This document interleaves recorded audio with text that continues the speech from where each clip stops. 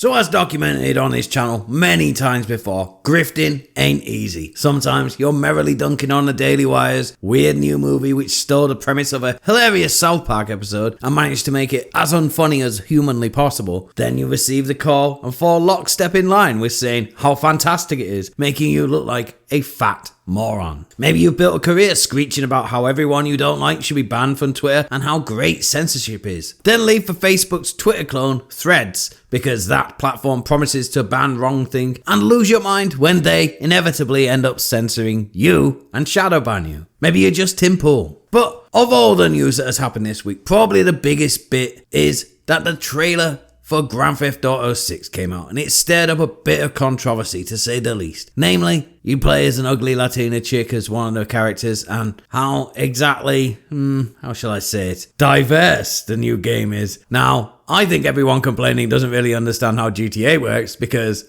personally, I think it's great and empowering that there are so many gross, obese women in the game. Do you know how many hours I'm going to spend just walking around punching fat chicks in the face? It's the greatest game of all time for me. But anyway, there's been quite a lot of reaction to this, with namely this large account inexplicably associating standing with Palestine with wanting to ban a video game. I don't really get it. Then we have top gay Andrew Tate and his equally homosexual brother explaining how they aren't going to play a game where they shoot at cops, despite a large part of their grift being about how the police are persecuting them and they definitely didn't traffic any women or commit any crimes at all. Ignore all the times they admitted it on people's podcasts for clout. It's down to police corruption and police corruption alone. But today's grift is cops are good and should not be allowed to be shot in video games. Now we get on to Elon Musk, and fresh off the back of releasing the stupidest looking car known to man and going to Israel to beg for Twitter's advertising money back after he ran his mouth one too many times, Elon weighs into the discussion about Grand Theft Auto, answering someone who is proclaiming to have never played any of the GTA games with, "I tried, but didn't like doing crime. GTA 5 required shooting police officers in the opening scene. Just couldn't do it." Oh wow, a game called Grand Theft Auto requires you to do crime. It's astonishing, isn't it? But then, Ian Miles Cheong, famed dog flashbanger and Elon Musk reply guy grifter, appears, sitting over in Malaysia, sensing an opportunity to dick ride for grift bucks, replying with, "I'm glad shooting cops in Cyberpunk 2077 is completely optional. Never finished GTA 5 either." Well, that's fine, isn't it? That's just two gay guys making out. It's 2023 after all. What they get up to is none of my business. But wait a minute. In a previous grift form, Ian Miles Cheong named GTA 5 as his favourite game of all time. And I mean, he really liked it. To the point where he was compelled to write 255 articles about GTA 5, including ones about how to shoot the cops better and how awesome it was in general. But today,